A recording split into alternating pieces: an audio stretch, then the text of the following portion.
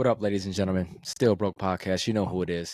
It's about that time. NFL draft is upon us, and names will be selected. Dreams will come true, and it's our favorite time of year for our NFL prospects and the hopes and dreams of our teams coming up. I'm a Bears fan, so I believe it when I see it.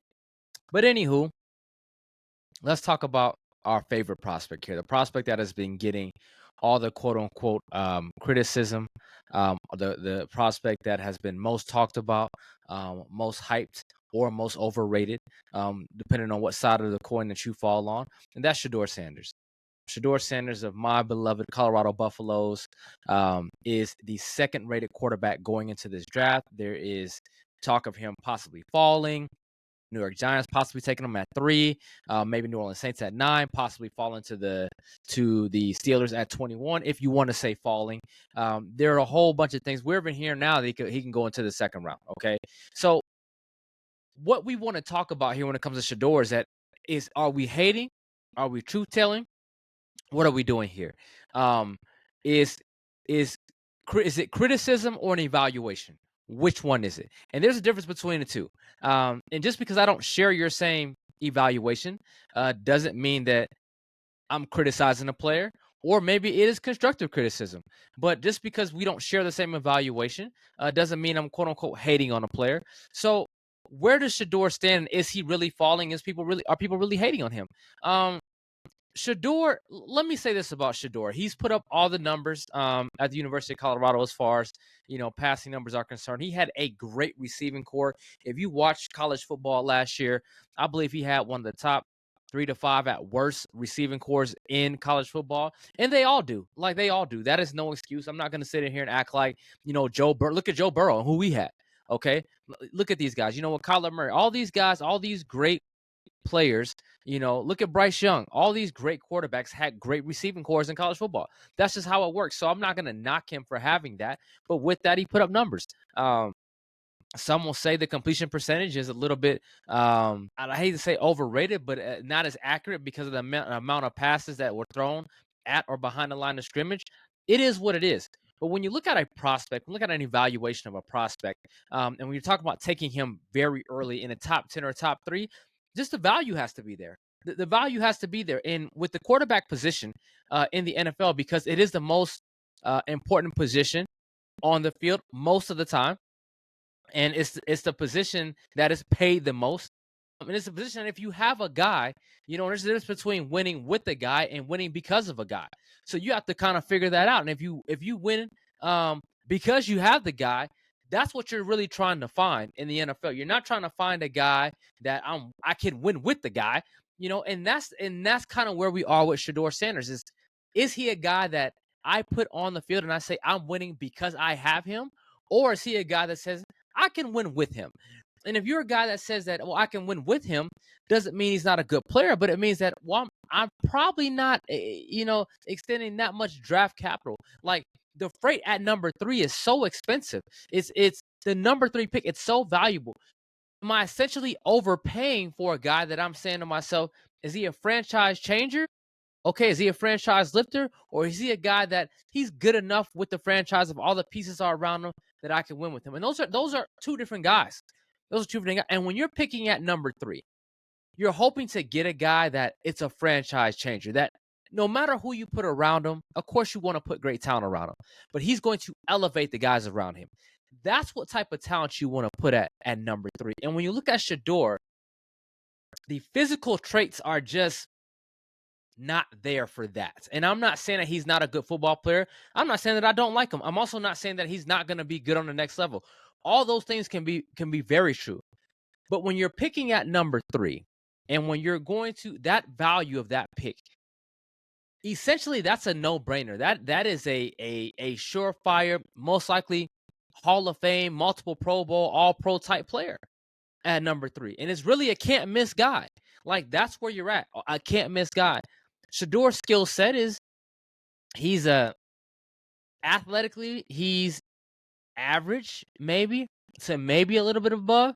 The arm strength is average, to maybe a little bit above.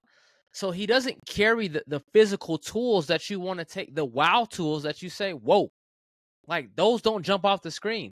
And when you take a guy at number 3, that's kind of what you have to do. That's what you're looking for. It's not saying that Shedeur is not a very good football player. He's a great college football player. And I believe he gets in the right circumstance on the NFL level, he could be a very good player on that level. But when I'm picking at number 3, you definitely don't want to overpay. And it's the one position that people overpay so much, and that's why they set their franchise back. Okay, the quarterback position is the one position that is so over-evaluated. You even hear a guy like Jackson Dart jumping into the first round. He is nowhere close. He's not a first rounder. Not even close. Okay. But you hear this because of quarterback needy teams. And it's the one position where you overdraft and you overpay. So I will say this with Shedeur. Let me give you this. That kid, as far as my evaluation with him, I'm going to say this about that kid. That kid is tough as you know what. That is a tough dude, man. That is probably the highest, I would say compliment and evaluation that I can give Shedeur. He is a tough dude. Now, whether he took the sacks, whether he was part of taking those sacks, that dude took a beating and kept getting up. He took a beating and kept getting. That is a tough dude. So we talk about guys that come from money, because he does, and you want to talk about kids that people say he's entitled and he's a rich kid and all that things. Whatever. The kid's tough, man. That's a tough football player. Now, as far as taking him at number 3, I don't want to overpay for anything. We talk about things in life you just don't want to overpay. You talk about think about the car business. I mean, during COVID, everybody overpaid. Everybody overpaid. They overpaid for everything. Okay, and now look at you. If you bought a car during then and you're buying a depreciating value, obviously you're really in trouble now because you overpaid, because you quote unquote needed something. I need some wheels. I do need some wheels, and if I need to buy a car, I want to buy a car within the value that I'm spending. I can't just say I need some wheels, so let me go ahead and pay $100,000 for a Camry. No diss to a Toyota Camry, but it's not worth that. And I'm not calling Shedeur Sanders a Toyota Camry either. But what I'm saying is this: it's not worth that money. It's not worth $100K. Now, maybe the BMW or the Mercedes that I'm looking at may be worth $100K, and I will do that. Why? Because it has those attributes. It has the luxury, or it has the horsepower, or it has the performance that I can't get from the Toyota Camry. I can't get that. So I'm okay with paying that money for that car. But I'm not okay with paying $100K for the Camry just because I need wheels. I'm not going to do it. I'm not going to do it. So that's what I kind of see in this situation. Again, I'm not calling this man a Toyota Camry. I'm not saying that whatsoever. What I'm saying is that you got to have certain attributes and physical attributes when I'm taking you that high, when I'm taking you at number 3.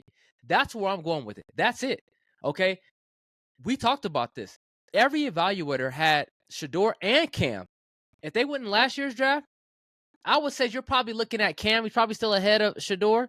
You're probably looking at Cam somewhere after Michael Penix.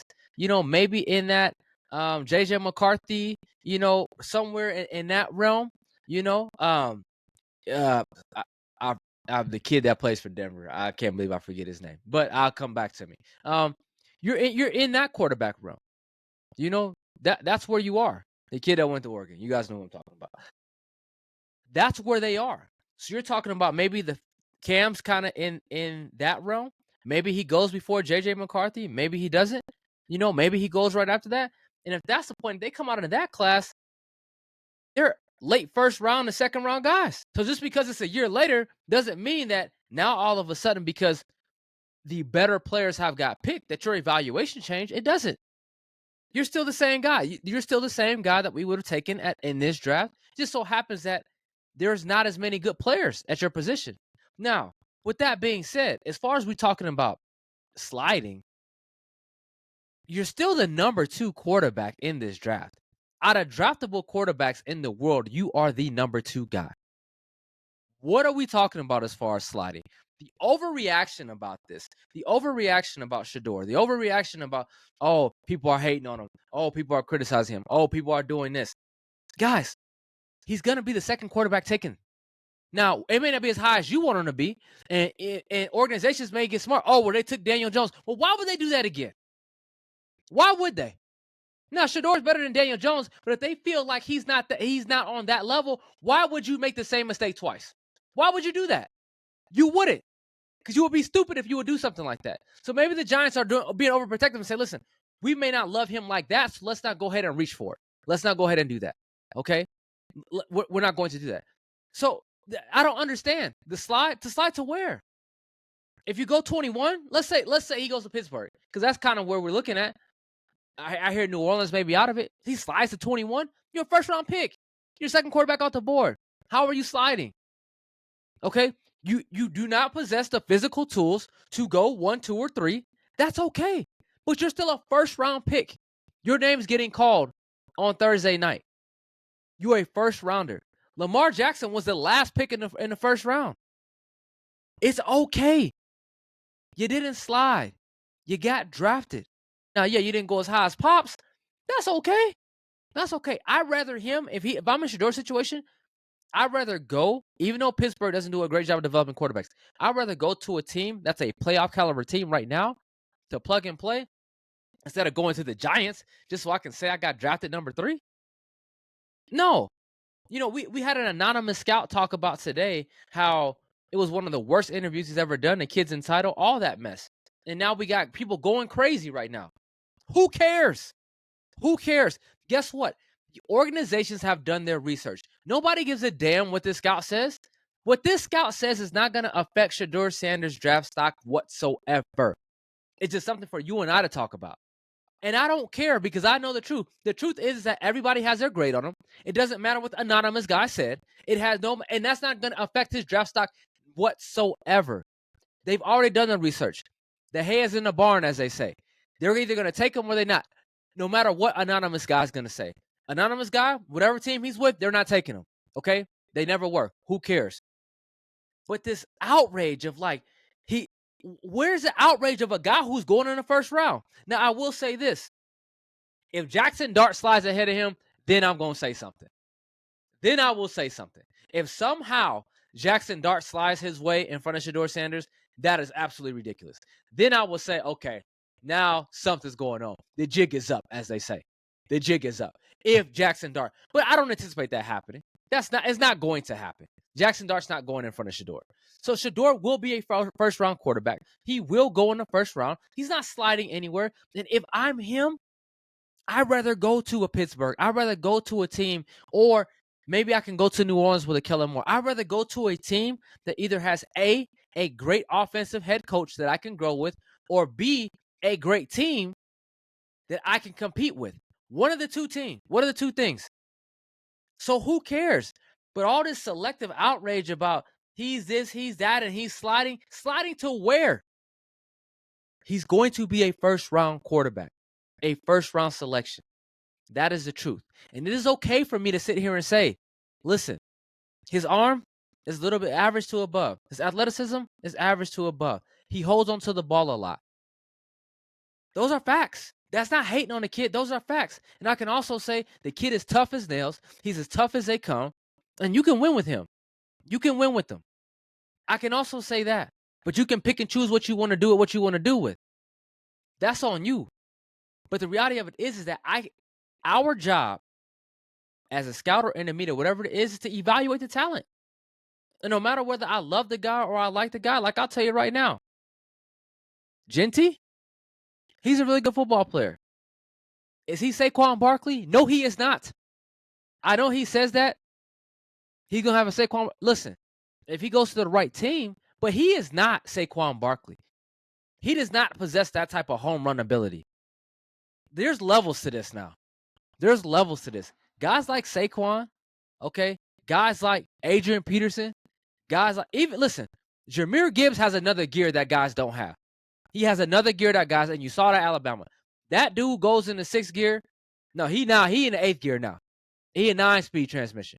That dude starts switching gears, and you can see it. That's different. Genty is not that guy.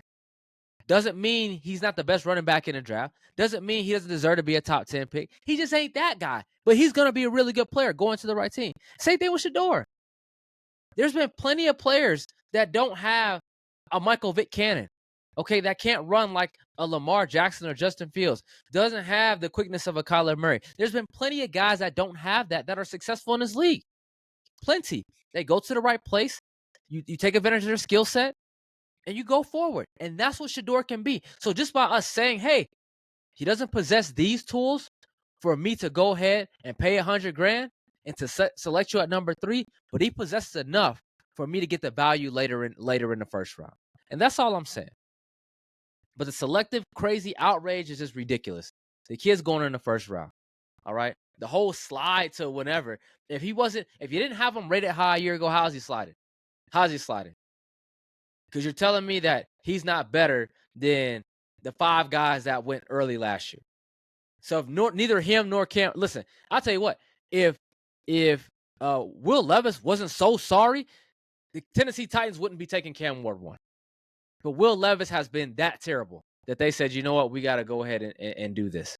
We got to go ahead and do this. But he wouldn't be going 1. But here we are.